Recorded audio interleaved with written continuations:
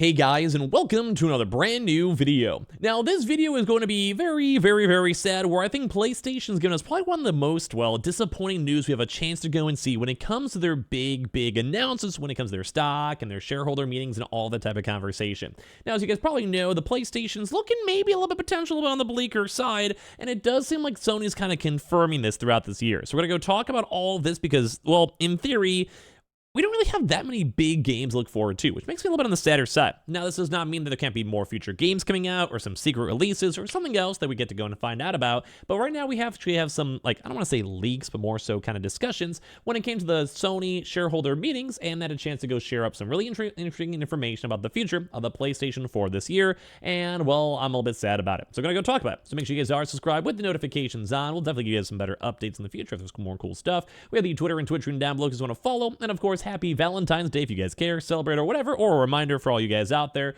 case you guys, need to go get some cool stuff. And of course, sign up for Weeble, deposit any bit of stock, you guys get a bunch of free, stocks you could go and sell. You guys get a good bunch of money off of that one. So let's go dive on in. So when it comes to stockholder, shareholder meetings, basically like any type of company, like Microsoft, Sony, Nintendo, will go be public facing and discuss and talk about like their future projections on stuff.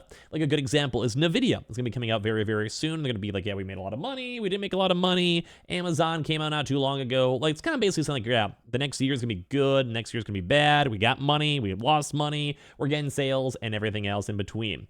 But it also kind of goes and has like a somewhat requirement to go talk to the shareholders, because people are technically owners and part owners of your company itself on various different levels, and you have to kind of go be like, hey, we made money on, like, say, cloud hosting, or we lost money on Game Pass, or whatever it might be. But right now, Sony actually has a very disheartening thing too as well, but we'll also try to have a positive twist in this too, where Sony Interactive Entertainment is apparently now not releasing any new major existing franchise titles before as of March 31st, of 2025. But they will go and say in the reverse, saying that major projects are currently still under development.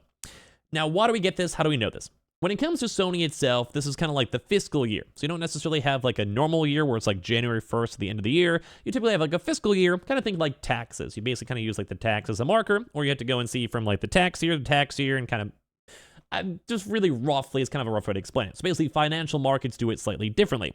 And for this is also some people have been kind of scheming if GTA is going to happen or not. Because basically, whenever GTA 6 comes out, the company making GTA stock is most likely going to go up. Mainly because they know this can probably get a lot of sales, people are very excited for the game, and their overall company revenue is going to make more money. From GTA 5, they're still making money from microtransactions, but you'll have a huge, massive influx of new money being kind of given from the new online servers, all the whales buying more money, people actually spending the $70 to buy the game, all that type of stuff. So you basically have a chance for them to go and be like, hey, next year we're going to make a lot of money, buy our stock now, and we'll keep on going. And that's what happened on the reverse where Sony's basically trying to go and say, like, there's, like, nothing super major huge coming out throughout this next, like, year or so when it comes to our games, which I think is an absolute massive disappointment. Now, this does not mean that there may not be some surprise announcements. This does not mean that basically some projects may not be announced. And as well, there are some kind of ideas and schemes that are popping up. Like, say, Venom. Venom apparently is one of those more bigger games that might be coming out throughout this holiday season, or like a Spider-Man DLC. It's a rumor to float around. We still have other things such as like Stellar Blade and other various PlayStation titles, Final Fantasy as well. And like there is going to be stuff coming out. Like that doesn't mean we're not going to see a state of play, doesn't mean we're not going to see other stuff, but right now it seems very sad to see, saying Sony Interactive Entertainment does not plan to release any new major existing franchise titles during this next fiscal year, which ends on March 31st of 2025. The company said during its fiscal year 2023 quarter 3 earnings briefing. Basically, like whenever, like I said, you have the stock, you have to go talk about like you made money on the PlayStation, you made money on this, you made revenue on this or whatever. Regarding first-party software, we aim to continue to focus on producing high-quality works and developing live service games, Sony Group President, Chief Operating Officer, and Chief Financial Officer Hiroki Totoki said. But while major projects are currently under development, we do not plan to release any new major existing franchise titles next fiscal year, which is horrible to see. Editor note begins April 1st and ends on March 31st, like God of War Ragnarok and Marvel's Spider-Man 2. Now, once again, this just also says major existing franchise titles. Existing. So it could also maybe be a chance of like something like a Sly Cooper coming back. You never know. Or like something that's maybe a brand new IP. You never know. But they're trying to go and say like a Horizon, God of War, Spider-Man, maybe even Ratchet and Clank. Probably is not going to be coming back up. like those big heavy hitters, saying it should be noted that while major existing franchise titles includes intellectual property such as God of War and Spider-Man, it does not include new intellectual property like Concord or non-major existing franchise titles like Until Dawn, or maybe even potentially things like, let's say, Marathon, you know, the Bungie game, or Destiny 3. Well, that's a little bit on a different subject, but kind of just giving you guys an example. Totoki continued saying, although the burden of acquisition-related cost will ease next fiscal year, because they spent a lot of money on things such as making new studios, Bungie. The Bungie acquisition definitely took a while, and they're now trying to go like fine-tune their stuff, or as well maybe having to try to go and like deal with the lawyers and the effort from the higher-ups having to deal with the Activision acquisition, or like, you know, those back-party deals, trying to get Call of Duty on PlayStation. Like, it makes sense. You had to spend money on lawyers, you had to have like actual proper legal talk, you had to go get the Bungie acquisition, which is still a big $4 billion, really, really huge acquisition regardless. We expect profit from first-party software to decrease slightly from this fiscal year due to the impact of the decrease in sales. So also trying to go and say like, hey, like we don't have any major big games, so we might make a little bit less money because we don't have like another God of War coming out to go and sell like 10 million copies, or Spider-Man as well.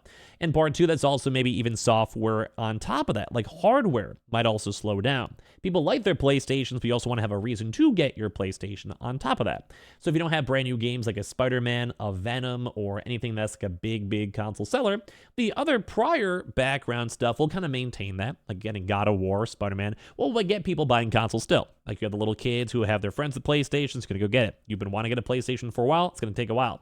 But at the same time, this probably means that hardware sales are going to go down a little bit. And also maybe software sales too, because you don't have new games. Like, it just makes sense.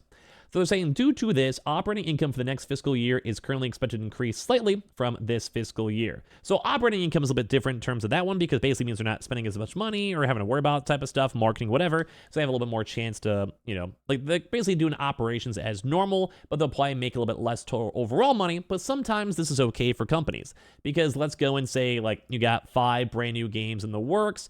Who cares? You can have a little bit of a like bad year, but the next year's gonna be banging. Like, it's okay. So however, while this is our baseline, we are reviewing measures for further improvement in profitability in advance of the annual forecast results announcement this May. Totoki also discussed the company's future outlook for the PlayStation 5 hardware sales during the next fiscal year. Like I said, it'll probably tone out a little bit, mainly because, you know, maybe things like the Portal might still do fine for like the hardcore committed folks, or the VR, who might have some more cool VR games. But when it comes to PlayStation itself, I could actually maybe see a slightly more taper off, just based on the fact that you may not be selling as many bundles, which also drove a lot of sales. A lot of people maybe might be trying to get the Switch 2 as well. Like, the Switch actually might be a bigger problem because people might want to get the new and shiny thing, and the PlayStation has been out for quite some time. So they go and state, regarding the PlayStation 5 hardware, which will enter its 5th year since launch, partially due to its entering the later half of the console cycle, we aim to optimize sales with a greater emphasis on balance with profits.